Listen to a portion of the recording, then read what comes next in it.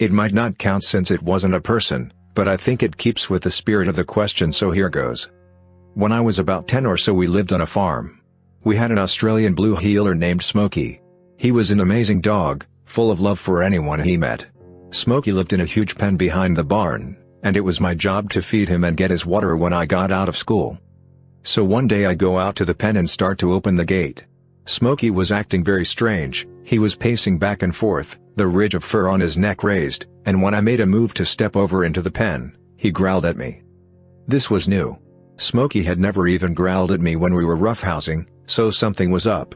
I kinda stepped back as he bared his teeth at me. I was scared, and the first thing that crossed my mind was that he had been bitten by something rabid. So I closed the gate and start walking around the pen.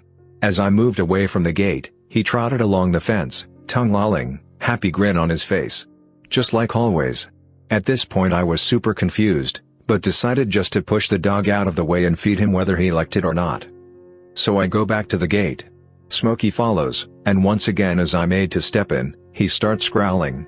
I was only around 10 at the time, but he wasn't a huge dog, so I kinda pushed him with my foot to get him out of the way. And Smokey bit me. He lunged up and bit me right below the knee. I was wearing jeans so it didn't break the skin, but I was scared of my old friend. I fell backwards out of the pen and then ran for the house. I told my grandma something was wrong with Smokey and that he had tried to bite me. She too was afraid of rabies, but since there weren't puncture wounds on me, she decided to wait until my dad got home to figure out what to do. He got off work about 2 hours after this happened, and immediately went out to the pen. He found Smokey dead, lying pushed up against the gate like he had been blocking it. In the lean-to where I would have gone to get Smoke's food, he found not one but 2 huge rattlesnakes. When he looked over the dog's body, Smokey's face had swollen around the cheek. He had been bitten. I know it doesn't carry the same weight as if a human had consciously decided to die for me, but I know my good boy was keeping me out of that pen for a reason. I got permission to tell this story. My cousin was swimming in a seemingly calm part of a river with a large group of people near his college. At some point he went under the water and wasn't coming back up. Under the surface was a whirlpool that had caught him and wasn't letting go. His best friend dove in to save him and managed to get my cousin out of the whirlpool, but sadly got stuck himself. My cousin wasn't breathing when they pulled him out and they spent several minutes before they could revive him. He's okay now. Sadly, his friend didn't make it. I never knew the kid, but I think of the sacrifice he made to save my cousin all the time and will be forever grateful for it. My mom died giving birth to me. I didn't find out about the circumstances of her death until I was 7 and my aunt said something about it to me. It messed me up for a while. I often wonder what my life would have been like if she was around. I had very little female influence in my life. I was raised by my dad and 5 brothers. Dad just treated me like one of the boys, so I grew up working on cars and motorcycles. My dad has never dated anyone since. That sometimes makes me sad too. I look at all the joy my husband brings into my life and want that for him, but I think he is just done with that part of his life. My brothers will sometimes tell stories about her. It's really the only way I know anything about her. There are some pictures around too. People tell me I look just like her, and have the same attitude. I just have to take their word for it. I'm older now than she ever was. I look at all the things going on in my life and I feel incredibly guilty for taking that away from her. It makes me want to live my life in a way that I think would make her proud. He was a stranger. His death saved me and 3 others. The circumstance surrounding his death will never be completely known, as mistakes were made during his medical care. At the time of his death, I had already been on an artificial heart for 11 months and was probably about 2 weeks from death myself. It had been a 3-year journey for me and my family. Getting listed for transplant and then sitting on that list was grueling. I was simply done. I received his heart on November 1, 2014. Although the recovery still goes on, I'm alive and enjoying my life. His name was for Tim, and I now know his family. My mother essentially died for me. I was 3 months old, my mother was giving me a bath in the kitchen sink, my 3-year-old brother was in a high chair having dinner. My father had just come home from performing an home inspection and was finishing his paperwork downstairs before coming up to dinner. He heard my mother cry out his name, in a tone that was off as how he put it. He sprung from his chair, ran up the stairs to the kitchen to find my mother holding me in the sink with her head down. He snatched me from her hands. She immediately collapsed on the floor unconscious. She died 3 days later in the hospital of a cerebral hemorrhage. Her last act was to keep me from drowning in the kitchen sink. My brother witnessed it all and was scarred for a long time. I never knew my mother, but that is the personification of a mother's love. I've been told that in the months leading up to her death she would fall into essentially comatose sleeps, was tired all the time, headaches, etc. They chalked it up to postpartum and having a newborn and a 3 years old. But she had probably had this brain bleed for a long time prior to that fateful December day. But there's a twist. 30 years later, my daughter was born in the same hospital she died in. She has her grandmother's name. Life's full circle.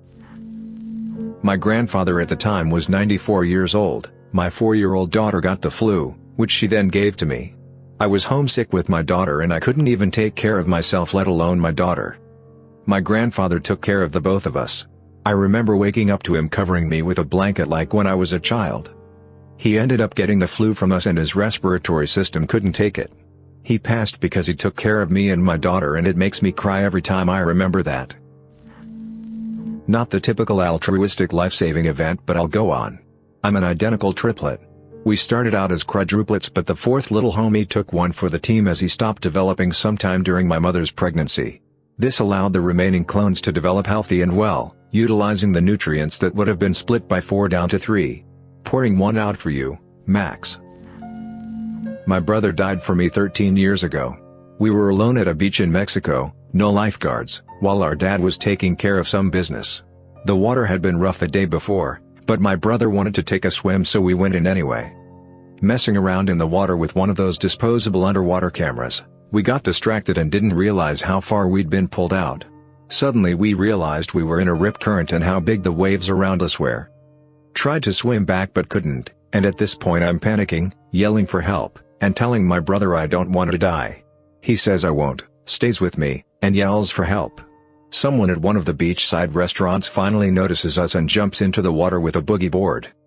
They swim up to us and tell us to hang on to the board. My brother and I are holding hands on the board, together. One wave later and we're ripped apart. That was the last time I saw him. I live for him every day. He was and is my best friend. We sold drugs, and let's call him Jay.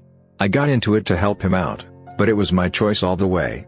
We were just kids. I was 15. On our days off, we posted up outside a liquor store and just hung out, talked about whatever came to mind. Maybe we had some customers pass by, put some work in, but that wasn't why we hung out there. It was quiet, nobody bothered us much, and we got to just chill. Apparently he had a reputation I wasn't aware of with some other crew, because one day I saw a car around the corner after sunset with no lights on. They didn't stop, but slowed down around the store and I thought, alright, sketchy customer, get the bags ready. Then the window came down and I saw the barrel stick out. I froze, but Jay was quick, got in front of me and brought me down while I just heard 2 shots, and then the car speeding away. I got grazed, but he got hit in his midsection, and in the head. He was a lot taller than me, so the headshot missed me completely. He didn't die immediately. I held him and called 911. I don't remember talking to the operator. I just remember looking at him and being able to tell the second he died. It really is a lights out moment where they just aren't there anymore. I've recently learned that the name for what I did after that was called keening. Moaning or screaming in response to someone's death. I just yelled and yelled, cried and screamed. It's been 12 years and I'm fine now, but I keep his memory with me and realize that we put ourselves in that danger, so I take more responsibility for the situations I put myself and my loved ones in. Not me, of course, but a family friend with his wife. His wife had cancer, but was treatable through chemo and stuff, and thus he was always in the hospital with her for the last 3 months being company for her, that he eventually lost his job because he just wanted to be with her. The wife didn't know any of this and just assumed he was given time off given the circumstances and such. Eventually, she did find out and boy was she angry at him. How you gonna pay for the house and the hospital bills when I'm out, blah blah blah. I was visiting her that day in the hospital that day when she found out. Anyway, she demanded the hospital to stop treatment that exact date, because she didn't want him to go to debt for her. She passed a week later surrounded by her family and friends. Everyone was giving the husband a hard time cause technically, she passed for his sake. He eventually was able to recover, but he is very much a recluse now and he blames himself for her death. When we were 7, my best friend's mom was at a bar not far from where we grew up. I guess a guy there was getting really rowdy and the management asked him to leave. As he was being kicked out, He drunkenly yelled something along the lines of "I'll come back and kill every person in this place." I don't think anyone took him seriously, but later that night he returned with a gun and opened fire on the people in the bar. Her mom ushered some of her friends into the kitchen to hide. She got them all into a pantry, but he came in and caught them. He shot her in the head and moved on to the rest of the bar. She died protecting her friends. A few weeks later, at a different bar in a different state, my friend's dad was shot and killed also. She was orphaned at 7 years old and was then raised by her grandmother. We don't talk about it very often, but on holidays like Mother or Father's Day I know I need to check in on her.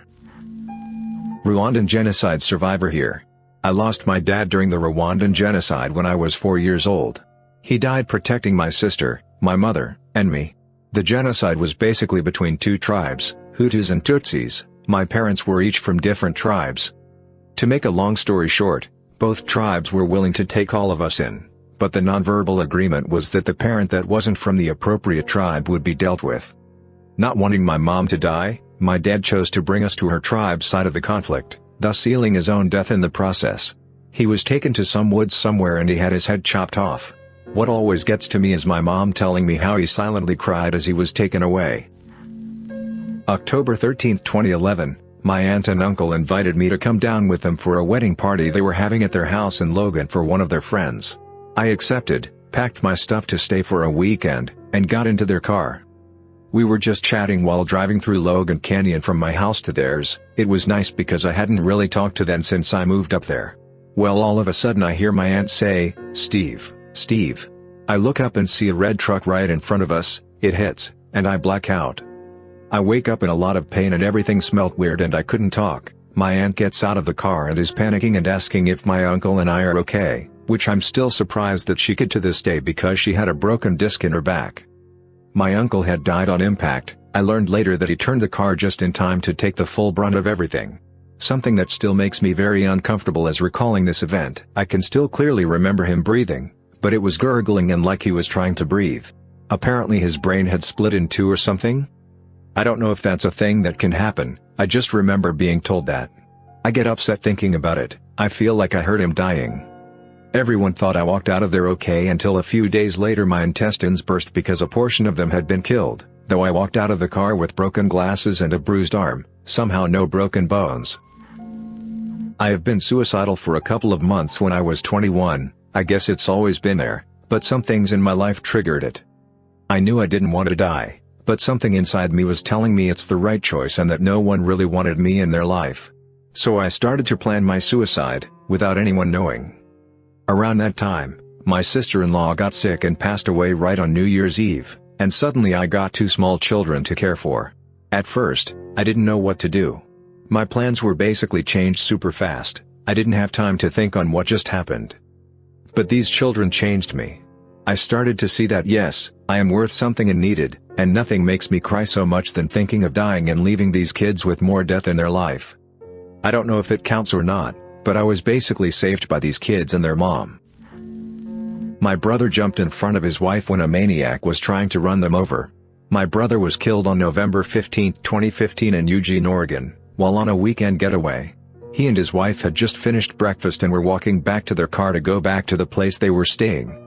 As they were crossing the road, a man in a Toyota Highlander who had just beat his parents with a baseball bat, killing the father and permanently injuring his mother, decided to drive into my brother and his wife at full speed.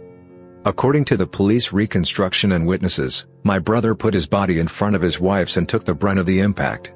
He was killed instantly and my brother's body slammed into his wife, breaking nearly all her bones on the left side of her body. She lived. R.I.P. Mark. A truly amazing man, brother, friend, son, stepfather and husband. I was involved with some pretty sketchy people as a teenager, and was part of a skinhead crew for several years. I'm no longer a racist or part of that lifestyle. When I was 14, I was leaving a show with a friend and walking to the bus stop because neither of us had our driver's license yet. A few guys came and started hassling us because our clothes and look made it obvious what we were. When he got swung at, he fought back and they all piled up on him. I tried to pull one off and they turned on me, and got me down on the ground. He ended up pretty much wrapping himself around me to protect me. I don't remember much, but I had some head injuries and a collapsed lung from several broken ribs, and had trouble shielding myself. I lost consciousness and woke up in the hospital, where I find out he died because we were both on the ground being kicked with steel-toed boots for a long time before anybody intervened. Only a few people know the story, because I don't like sharing that part of my life, and most of our friends who knew turned on me when I left that lifestyle. His parents blamed me, and I don't even know where he's buried because I was in the hospital during the funeral. The insane part was starting my freshman year of high school a couple months later like nothing had happened.